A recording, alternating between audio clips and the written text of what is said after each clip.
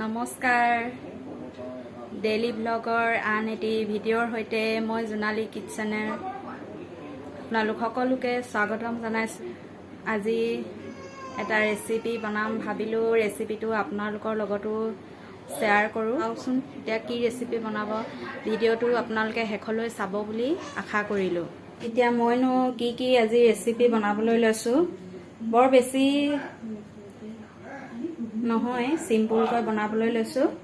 আজি বনাবলৈ লৈছোঁ এয়া কচু শাক, ঔটেঙা আৰু মাছৰ আঞ্জা। আজিৰ এই ৰেচিপিত আছে কচু শাকৰ মাছৰ সৈতে ঔটেঙা দিয়া এখন আঞ্জা।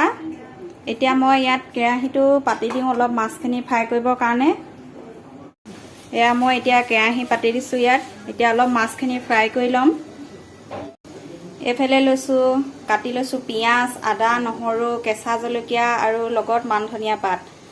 কচু শাকত মান ধনিয়া পাত দিলে খাবলৈ খুব ধুনীয়া লাগে। এতিয়া যিহেতু ধনিয়াৰ ছিজন নহয়, সেইকাৰণে মই মান ধনিয়া কচু শাকত দিম, বাৰীয়ে মান ধনিয়া। এতিয়া কেৰাহীটো প্ৰায় গৰম হৈছে। ইয়াত অলপ মই মিঠাতেল দি দিছোঁ মাছখিনি ফ্ৰাই কৰিবৰ কাৰণে।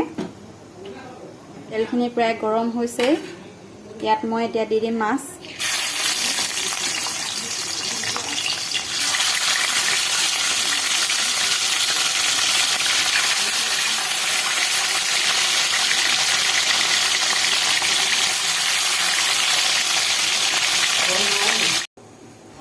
এইফালে এতিয়া এইখিনি ভাজিম এৰী পলু।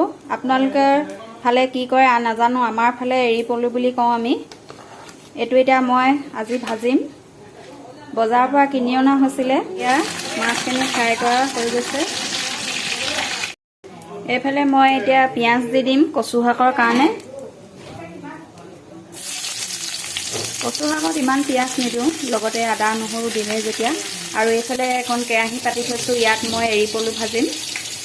এতিয়া মই কেৰাহীখন গৰম হৈছে, অলপ মিঠাতেল দি দিছোঁ। কচুখিনি মই বইল কৰি লোৱা নাই, ডাইৰেক্ট তেলতে ভাজি তাৰ পৰা গৰম পানী দি দিম। এতিয়া মই অলপ আদা নহৰু দি দিছোঁ। ইয়াত মই একো মছলা ইউজ নকৰোঁ। এতিয়া মই ইয়াত দি দিছোঁ কচু শাকখিনি।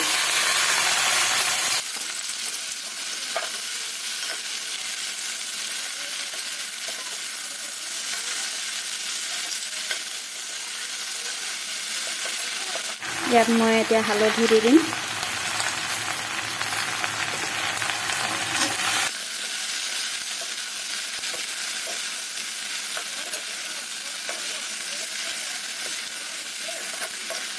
এতিয়া ইয়াত নিমখ দি দিছোঁ।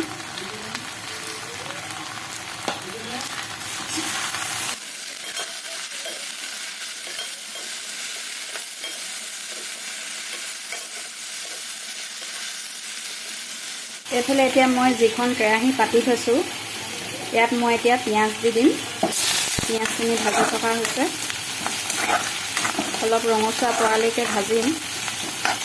এতিয়া অলপ ইয়াত দি দিছোঁ জলকীয়া খুন্দি থৈছিলোঁ, সেইখিনি অলপ দি দিম। পলুখিনি মই টুকুৰা টুকুৰকৈ কাটি লৈছোঁ। এতিয়া পলুখিনি কেৰাহীত দি দিছোঁ।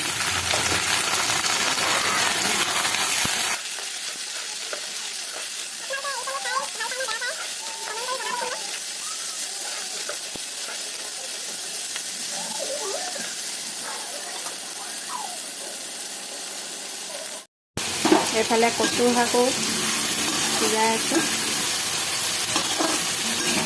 এতিয়া ইয়াত মই পানী দি দিম।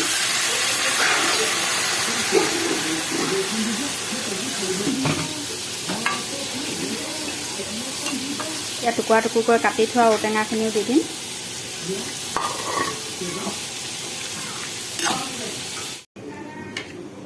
এইফালে পলু ভজা ৰেডি হৈ গ'ল। এইফালে কচু শাক উতলি আছে। লগত এতিয়া কুমলীয়া ঔটেঙা ওলাইছে, যিহেতু কচু শাকৰ লগত খাবলৈ খুব ভাল হয়। আজি মই মাছখিনি এনেকৈ ভাঙি দিম। কাঁইটখিনি উলিয়াই লৈছোঁ ইয়াত। এনেকৈ ভাঙি দিলে খাবলৈ আৰু টেষ্টি হয়। পিচ পিচকৈ নিদিওঁ বুলি ভাবিছোঁ। শাকখিনি প্ৰায় সিজিছেই। ইয়াতে মই যিখিনি মাছৰ কাঁইট উলিয়াই থোৱা সৰু সৰুকৈ এনেকৈ ভাঙি লৈছোঁ সেইখিনি এতিয়া ইয়াত দি দিম। দি অলপ দেৰি ৰাখি গেছ ষ্টভটো বন্ধ কৰি থ'ম। এতিয়া মই ইয়াত মান ধনিয়া পাত দি দিছোঁ। প্ৰায় সিজিলেই।